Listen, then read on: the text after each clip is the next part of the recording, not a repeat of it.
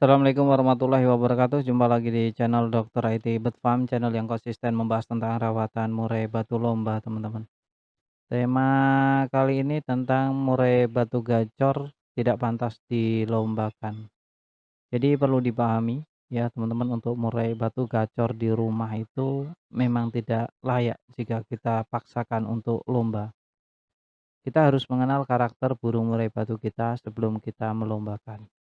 Sebelum masuk ke topik pembahasan, kita masuk ke intro terlebih dahulu. Cekidot.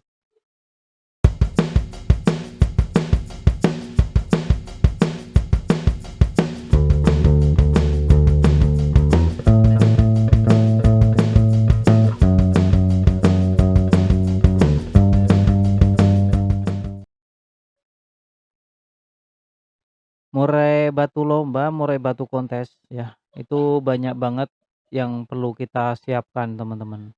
Mulai dari tenaganya ya, nutrisinya, tingkat mental atau faktornya itu perlu kita siapkan. Sebelum kita masuk ke settingan, masuk ke emosi birahi, bahas yang sedetail-detail itu, teman-teman coba fokus pada kesehatan terlebih dahulu. Banyak ya di antara kita, teman-teman, terkadang memaksakan ya, memaksakan kehendak. Murainya aja kondisinya tidak memungkinkan ya untuk kontes, tapi teman-teman paksa. Di hari itu sebenarnya burung hanya butuh istirahat ya, burung hanya butuh istirahat, kotorannya encer, bau, tapi teman-teman memaksa untuk perawatan hariannya itu ditingkatkan. Hal-hal seperti inilah yang akan membuat murai batu kita terjadi masalah, teman-teman ya, terjadi masalah. Burung yang tidak kondisi kita paksakan untuk kontes, untuk lomba, ini bisa berdampak buruk. Nah, kita tapi tidak akan membahas ke arah sana. Yang kita bahas adalah murai batu yang terlalu gacor ketika di rumah. Murai batu yang terlalu gacor ketika di rumah, ini mungkin untuk sebagian orang itu meyakinkan ya. Padahal burung murai batu yang seperti ini itu burung murai batu menipu, teman-teman. Jadi burung murai batu yang seperti ini justru burung murai batu yang minta kondisi. Ketika burungnya nggak tahu waktu, dari pagi dia bunyi dan keras, lantang, dibarengi dengan emosi tentunya. Siang hari pun sama, mau dibuka, mau dikerodong, burung murai batu ini juga cenderung tidak mau diam, jadi bunyi terus-menerus. Hal-hal seperti inilah yang nantinya justru akan mengurangi tingkat faktor, mengurangi murai batu untuk bongkar materi saat di lomba. Terus burungnya juga saat kita lombakan juga tidak akan tenaga. Nah, hal-hal kecil seperti ini terkadang kita lupa bahwa burung murai batu yang gacor di rumah adalah burung penipu ya, burung yang nipu, bohong. Jadi kalau di lomba dia tidak sesuai dengan saat di rumah. Kalau di rumah mungkin dia bisa gemprong-gemprong, bongkar materi dan lain sebagainya.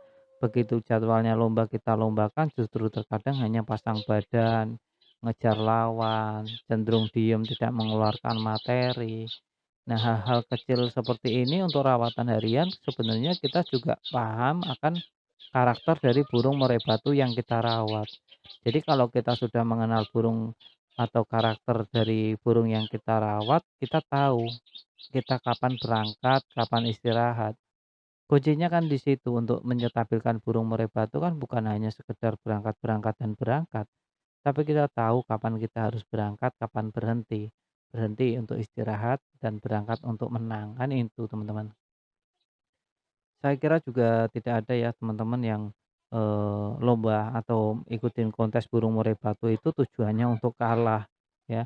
Saya kira tidak ada. Kalaupun ada biasanya tujuannya itu untuk mengetahui sejauh mana kinerja dari burung murai batunya dan kekurangannya apa. Intinya untuk mencari set harian. Perlu dicatat sebenarnya burung murai batu itu memiliki karakter yang unik ya. Memiliki karakter yang unik dan tidak semua burung murai batu itu mau di set harian ya. Terkadang majikannya juga benar-benar harus memegang karakter dari murai batu yang fleksibel dan dinamis. Hari ini mungkin dia minta jangkrik 5 baru dia bisa top perform. Tapi kita tidak akan pernah tahu hari esok dia minta jangkrik 8 atau 9 untuk top perform. Itu tidak ada yang tahu.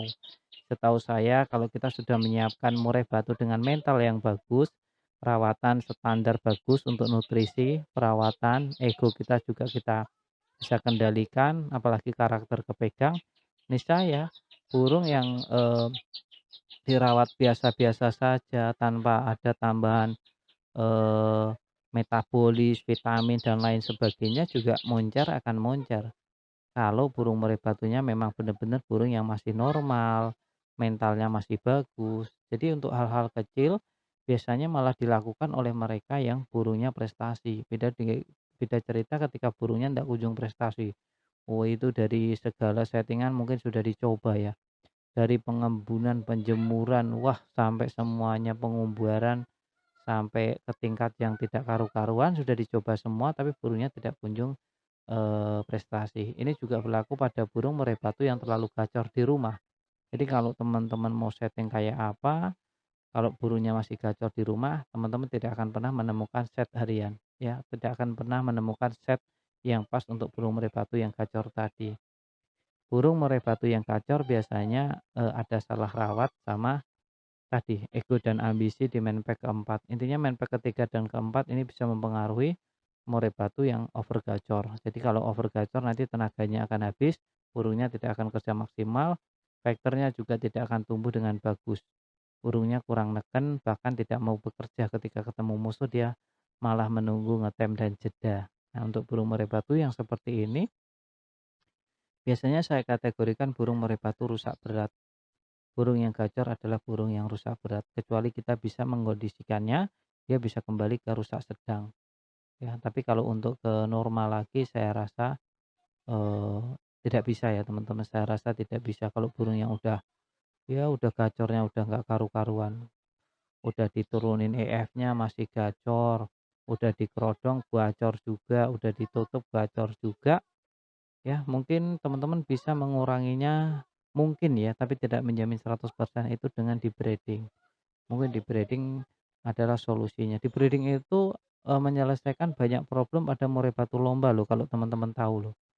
Mulai murai batu yang kukunya terlalu panjang ketika di-breeding dia secara otomatis kukunya akan terpangkas karena dia mungkin kan ke tanah ya, ke tanah nancep tanah gitu, heeh, jadi burung murai batunya akan, kukunya akan pendek.